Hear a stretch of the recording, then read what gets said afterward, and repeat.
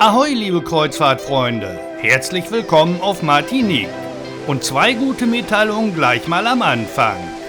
Die erste, ihr könnt hier mit Euro bezahlen. Denn Martinique ist ein sogenanntes französisches Überseedepartement und gehört somit zu Frankreich. Und daraus resultiert dann gleich mal die zweite gute Mitteilung. Ihr könnt euer Handy hier so nutzen, als wärt ihr in Deutschland. Zusätzliche Roaming-Gebühren fallen nicht an. Sicherheitshalber solltet ihr euch diesbezüglich aber vorher noch bei eurem Handyprovider kundig machen. Für die meisten anderen karibischen Inseln empfiehlt es sich, vor Reiseantritt eine eSIM-Karte zu kaufen. Denn dann könnt ihr auf fast allen anderen Inseln an Land problemlos ins Internet. So, aber jetzt lasst uns mal keine Zeit verschwenden und sofort an Land gehen. Wenn ihr zum ersten Mal auf Martinique seid, solltet ihr euch zunächst einmal die Inselhauptstadt Fort-de-France ansehen. Einen Landausflug buchen müsst ihr dafür nicht. Das schafft ihr ganz locker und problemlos alleine. Und einen Bustransfer hierher braucht ihr auch nicht. Die Hauptsehenswürdigkeiten in Fort-de-France liegen doch relativ nah beieinander. Aber trotzdem solltet ihr für euren Stadtrundgang gute 3 Stunden einplanen. Einen Stadtplan braucht ihr auch nicht. Ihr navigiert einfach mit Google Maps. Die Kathedrale Saint-Louis liegt im Herzen von Fort-de-France und sie ist weithin sichtbar, sodass ihr euch auch an der Kathedrale gut orientieren könnt. Da Fort-de-France die Departementhauptstadt ist, findet ihr hier auch zahlreiche im typisch französischen Stil gebaute Regierungsgebäude. Was ihr euch hier auf alle Fälle ansehen solltet, ist die Bibliothèque Schœlcher. Und wenn ihr nicht gerade an einem Samstagnachmittag oder einem Sonntag hier seid, könnt ihr euch die Bibliothek auch durchaus von innen ansehen. Lasst euch treiben. Genießt den französischen Komfort zusammen mit dem karibischen Lebensgefühl. Und genau das ist es, was diese Insel ausmacht. Tagsüber ist Fort-de-France doch eine schon recht sichere Stadt. Aber nichtsdestotrotz solltet ihr gut auf eure Wertsachen aufpassen. Gut einkaufen könnt ihr hier auch. Allerdings sind die Preise nicht wesentlich niedriger als in Frankreich. Wenn euch unser Video gefällt, wäre es ganz toll, wenn ihr uns dafür einen Daumen hoch dalassen würdet. Und wenn ihr mehr Videos nicht nur von Kreuzfahrten, Kreuzfahrtschiffen und Landausflügen sehen wollt, dann abonniert doch am besten einfach unseren Kanal. So verpasst ihr dann auch keinen einzigen unserer immer ganz speziellen Urlaubstipps. Diese fantastische Karibikinsel hat natürlich noch viel mehr zu bieten als nur einen kleinen Stadtrundgang durch Fort-de-France. Ihr könnt euch hier die Festung ansehen oder ihr macht noch einen richtig tollen Strandtag. Was ihr hier gerade im Hintergrund seht, ist immer noch Martinique und keine Nachbarinsel. Martinique ist also doch schon ziemlich groß. Und genau da hinten liegen einige der absoluten Traumstrände von Martinique. Aber wie dahin kommen? Auf gar keinen Fall mit dem Transferbus von TUI. Denn der Preis hier ist für uns schon fast echte Abzocke. Taxis sind hier auf Martinique auch ziemlich teuer. Aber wir zeigen euch jetzt, wie ihr diesen wunderschönen Blick auf Fort-de-France von einem echt traumhaft schönen Strand aus genießen könnt. Und das dann sogar noch zu einem unglaublich günstigen Preis. Der Transfer-Shuttle fällt schon mal aus, aber auch mit einem Taxi seid ihr mindestens eine halbe Stunde unterwegs und zahlt dafür ansatzweise denselben Preis wie für den Shuttlebus. Ein Wassertaxi von Fort-de-France aus ist dann sogar noch teurer. Aber ihr seid natürlich viel cleverer, denn ihr nutzt einfach die Fähre und habt so auch gleich noch eine richtig schöne Bootstour gemacht. Die Tickets könnt ihr vollkommen problemlos am Automaten direkt am Fähranleger holen. Aktuell kostet ein Hin- und Rückfahrticket gerade einmal 7 Euro pro Nase. Und die Fähren fahren von frühmorgens bis spät in den Abend hinein. Und sie sind meist sogar total pünktlich. Einen gewissen zeitlichen Sicherheitspuffer solltet ihr aber auf alle Fälle schon mit einplanen. An der Anse des Landes angekommen, könnt ihr dann wirklich sagen, Leben wie Gott in Frankreich.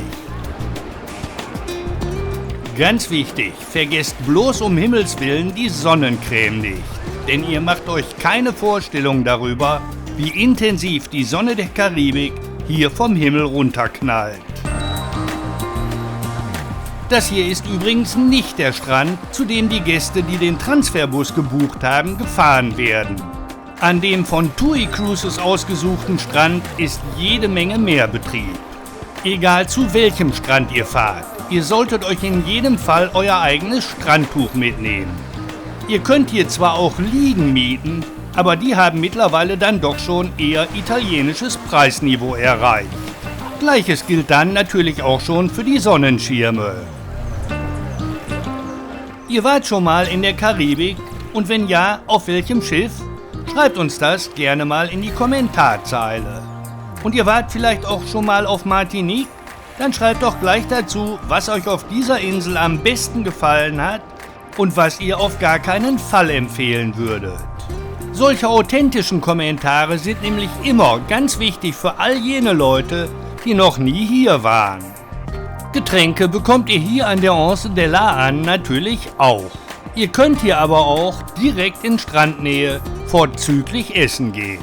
Und das Essen hier ist deutlich preiswerter als in Fort-de-France. Ihr seht, ihr habt hier alles, was ihr für einen ganz tollen Strandtag braucht. Wer es noch schöner haben will, macht vom Fähranleger aus einen 3 Kilometer langen Spaziergang in Richtung Norden. Ihr kommt dabei an recht hübschen kleinen Orten vorbei, die ihr euch auch mal ganz in Ruhe ansehen solltet. Alternativ könnt ihr auch hier ganz gut essen gehen. Aber deshalb müsst ihr den 3 Kilometer langen Spaziergang nicht unbedingt machen. Ziel eures Spaziergangs ist vielmehr das Hotel Bacoa. Ihr nehmt im Hotel einfach die Treppen nach unten und schon seid ihr an einem echten Traumstrand. Das dürft ihr euch wirklich nicht entgehen lassen. Wir waren auch ohne Kreuzfahrt schon das eine oder andere Mal auf Martinique und wir sind jedes Mal auch an diesen Strand gegangen, obwohl wir nicht Gäste des Hotels waren. Das ist hier absolut kein Problem. Ihr könnt an der Strandbar des Hotels Bacoa auch richtig leckere Cocktails genießen. Das solltet ihr auch mal ausprobieren. Bezahlen könnt ihr dann entweder mit Kreditkarte oder am liebsten in bar. Da der Strand hier doch recht flach ins Meer abfällt, ist das Ganze natürlich ideal für Nichtschwimmer und auch für kleine Kinder, die hier ein durchaus erfrischendes Bad im Karibischen Meer nehmen können.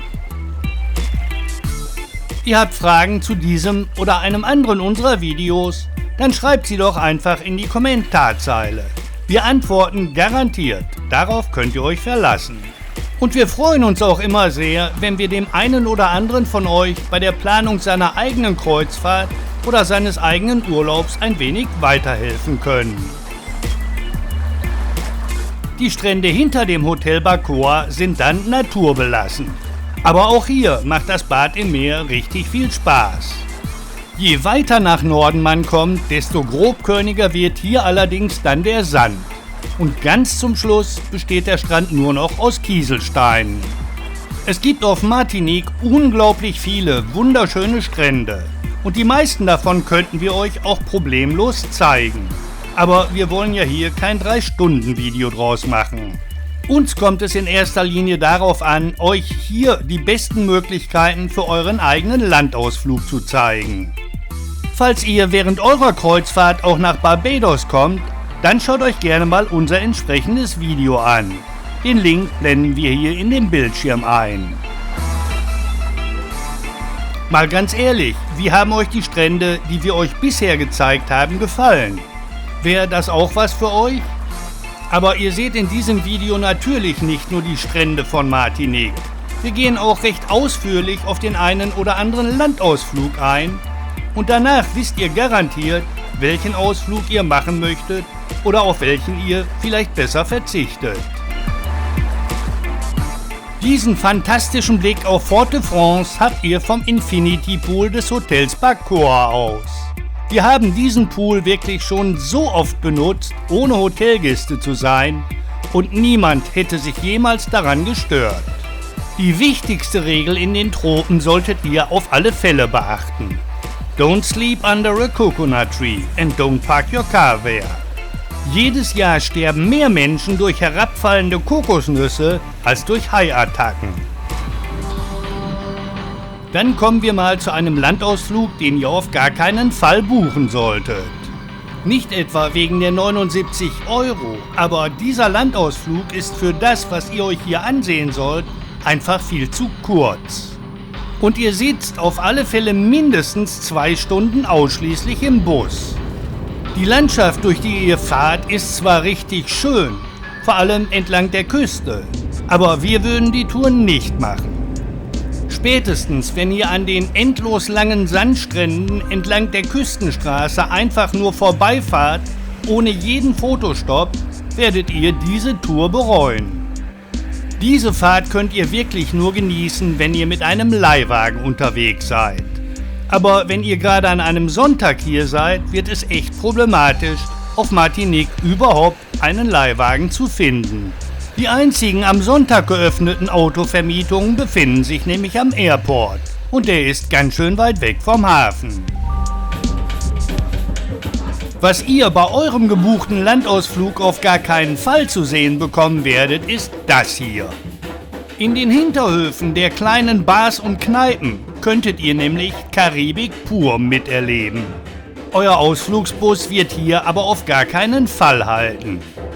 Sowas entdeckt man wirklich nur, wenn man individuell und auf eigene Faust unterwegs ist. Welches ist eigentlich euer Lieblingsreiseziel während einer Kreuzfahrt? Ist es die Karibik? Liegt es in Asien, im Mittelmeer, in Afrika? Schreibt uns das doch einfach mal in die Kommentarzeile. Aber zurück zum Landausflug. Wenn ihr in Saint-Pierre angekommen seid, guckt ihr euch 30 Minuten lang die Ruinen der alten Hauptstadt an. Einen besonders guten Blick auf den Pelé, jenen Vulkan, der diese ehemalige Hauptstadt vernichtet hat, habt ihr von hier aus auch nicht. Nach einer halben Stunde geht's dann schon wieder in den Bus und ihr fahrt runter ans Meer. Auf euch wartet jetzt ein dunkler Sandstrand. Und das vergleicht jetzt bitte mal mit den Stränden, die wir euch vorhin in diesem Video gezeigt haben. Den folgenden Landausflug würden wir nur dann buchen, wenn einer von uns ganz schlecht zu Fuß ist. Und das soll ja bedauerlicherweise auch schon mal vorkommen. Ihr sitzt 3 Stunden fast ausschließlich im Bus, macht den einen oder anderen Fotostopp und ganz zum Schluss besucht ihr noch eine Destillerie. Aber ganz ehrlich, rings um Fort-de-France findet ihr auch die eine oder andere Destillerie. Wenn ihr unbedingt einen Landausflug bei TUI Cruises buchen wollt, dann macht die Tour zum Regenwald und zur Kirche von Balata.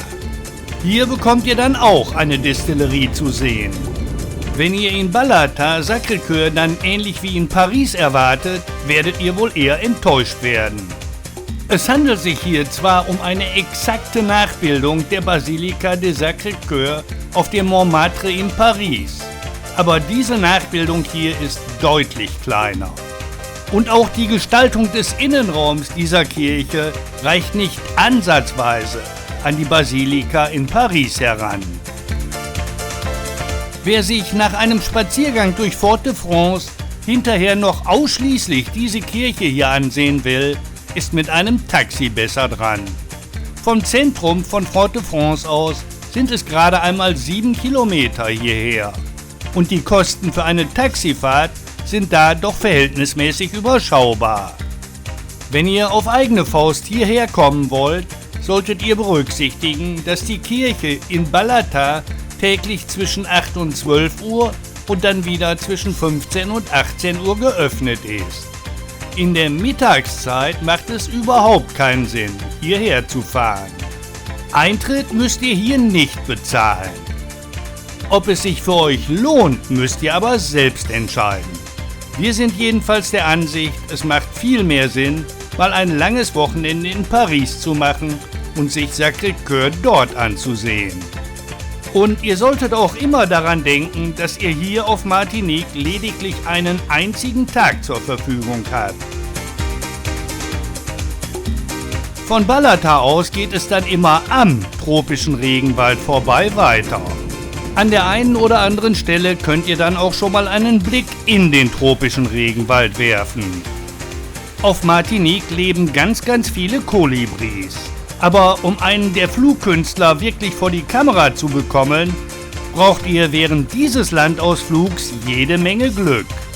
Wenn ihr Kolibris beobachten wollt, dann macht das am besten im Botanischen Garten. Und wie das aussieht, könnt ihr euch gerne in einem unserer Videos ansehen. Den Link dazu blenden wir euch hier oben rechts gerade in den Bildschirm ein. Nach einer erfrischenden kleinen Dusche am Wasserfall geht's für euch dann auch schon wieder zurück nach Fort-de-France. Viel Zeit für einen anderen Ausflug oder einen weiteren Stadtbummel durch die Hauptstadt von Martinique werdet ihr kaum noch haben. Für die meisten von euch geht es wieder zurück an Bord eurer Wohlfühloase. Wenn ihr die Tipps, die wir euch in diesem Video gegeben haben, beherzigt, könnt ihr dann während der Hafenausfahrt an einen wunderschönen Tag zurückdenken. Und wir hoffen mal, dass ihr ein Like nicht vergesst. Jetzt aber auf alle Fälle schon mal vielen Dank fürs Zuschauen.